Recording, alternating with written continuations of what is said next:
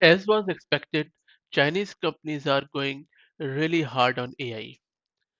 Chinese organizations launched 79 large language models, or LLMs in short, in the country over the past 3 years as they doubled down on efforts to develop artificial intelligence algorithms and a lot of other tools.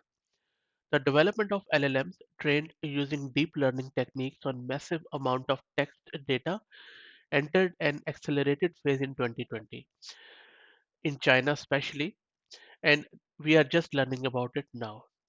In 2020, Chinese organizations released 2 LLMs compared with 11 in US, but in 2021 there was a total of 30 LLMs released in each country. US organizations in total released 37 LLMs the following year to China's 28, and now China is in the lead with 19 LLMs to US 18 just this year in 2023.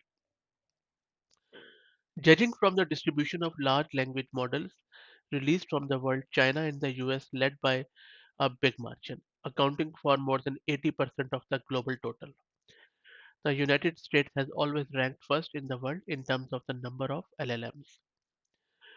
And this report is coming when everyone thinks that the industry faces significant challenges as US-led export controls restrict Chinese organizations from accessing semiconductors used to train LLMs. After OpenAI released ChatGPT, Chinese tech giants from Alibaba to surveillance from SenseTime and search engine giant Baidu have launched their own versions of chatbot powered by generative AI and LLMs. So I think that this Gen AI war will really heat up in the coming months, especially between US and China. Thanks for listening.